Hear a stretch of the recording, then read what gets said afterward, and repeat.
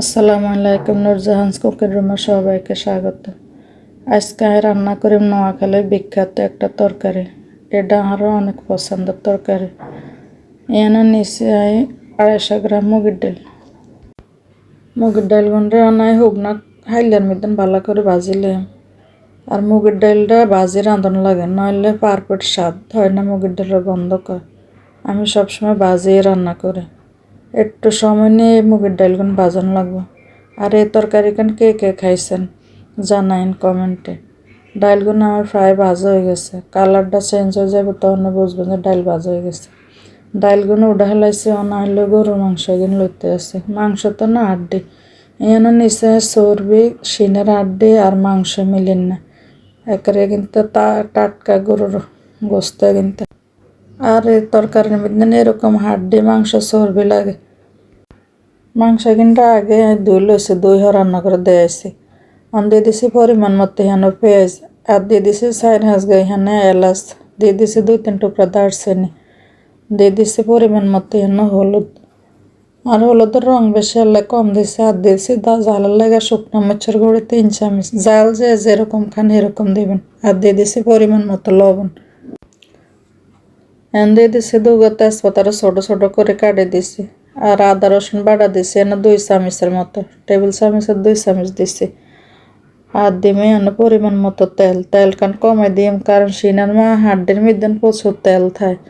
অনেকদিন তারাই ভালো করে হাতে মাইকা নিম। আর এই তরকারিটা খুব সহজে রান্না করে অন্যগুলোর লগে শেয়ার করছি। মাঝে মাঝে যখন কাজের ভিড় থাকে আমি রান্না করে এই তরকারিটা যারা সার্কি করে কিংবা বাচ্চা পোলা পাই না আসতে কাজ করতে পারে না, এদের লেগে ভালো উপকার আইব। কিন্তু আমি 5 মিনিটের মতো ভালো করে মাইকা নিব। মাখার মধ্যে না মনে হয় যে খাওয়ান যাবে। সাউন্ড কি সুন্দর তেল ছাড়িয়ে দিছে। অন্যায় হাতের মশলা লাগে নি কিনে হানি দি দইলে এমন লই একটু হানি দিয়ে একবারে কষানির হানি একবারে দিব এ দিয়ে। অনা আফুর আনারা কইতেন হেরবেন দেন এক আনা না কষে হানি দিব এসেন কি লেগে। এই যে একটু আগে কইছে যারা সার্কি করে হেদের জন্য এই রান্নাটা, কারণ বইবে কষানি সময় নষ্ট না করে একবার হানে দিয়ে বইয়াইবেন। আর এভাবে একবার রান্না করে খাইছেন। অনায় চুলার মধ্যে তরকারি কিন বইয়া দিয়ে লাড়ি চাড়ি ওকে ডাকনা দিয়ে দিছি। 10 মিনিট পরে ডাকনা গায়ে উঠাই না আবার কানা লাড়ি চাড়ি দিয়ে নিচে দিই, কারণ নিচে দিয়ে লাগে যাব। আর এত স্বাদের এত দামি গরুর গোস্ত বলে কথা, নিচে দিয়ে লাগে গেলে তো একবারে খাওয়াটাই নষ্ট।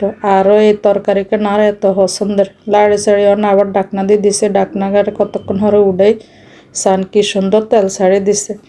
আর এই তরকারিটা আঙ্গ নোয়াখালীর মধ্যে মরা বাড়ি কক রোজার আল্লাহ রস্তিয়ে খাওয়ানো এটা রান্ধে, মানে নোয়াখালীর বিখ্যাত খাওয়ানো এটা।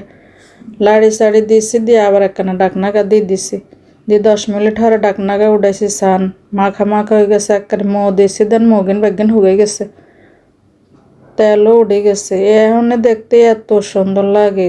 ডাইল দিয়ে রান্ধার পরে যে কি স্বাদ লাগবে, যারা খাইছেন হেরা তো জানেন, যারা খান না হেরা মিস করছেন, তাড়াতাড়ি রান্না করে খাইয়েন। কষানি হয়ে গেছে, তেল উঠে গেছে, দিয়ে দিছে অনায় 2 দিন রাখছি, বাজি 2 রাখছি মুগের ডাইলগুন হেগুন দিয়ে দিছি। দিয়ে অনেক জোল লগে মাংসর লগে ভালো করে কিন্তু কষাই লই। লাড়ি চাড়ি চুলার আজকান কমাই দিন, লাড়া ছাড়া করি নিচে দিয়ে নইলে লাগে যাব। ভালো করে কষাইতে এখানে মাখা মাখা হয়ে যাব। আমি একার মাংসের লগে ডাইল কিনতে ভালো করে লাড়ি ছাড়ি দিই। অনায় ডাকনা দিয়ে 5 মিনিট ডাকি দিছি। 5 মিনিট হরে ডাকনা কান উঠাইছি। আর কি যে সোয়াদ লাগে, মন চাই এনে লই খাই। আবার ভালো করে একখানা লাড়ি ছাড়ি দিই। ডাইলে আর মাংস আর ভালো করে কষানি হয়ে গেছে। তারপর আমি একটু কষাইম আর ডাকনা দিতাম না, যেন আরও ভাজা ভাজা, যত কষাইম তত সোয়াদ লাগবো। আর মাংস কিন্তু না আগে দিন হানি দিয়ে বইয়ে দিছি একবারে, ওইখান তো ভিতর তেল তুল বাড়ে গেছে। চান কি সুন্দর হয়েছে, ওইখানে হাফ সিদ্ধ হয়ে গেছে। এখন শুধু ডাইল সিদ্ধ অনেক লাগে আমি পরিমাণ মতো হানি দিম। নাই আগে দিয়ে গরম হানি করে রাখছে, হে গরম হানি দিয়ে জলদি দিছে পরিমাণ মতো। ডাইলের মধ্যে এনে একটু হানি বেশি দেন লাগে, ডাইল বই যায়।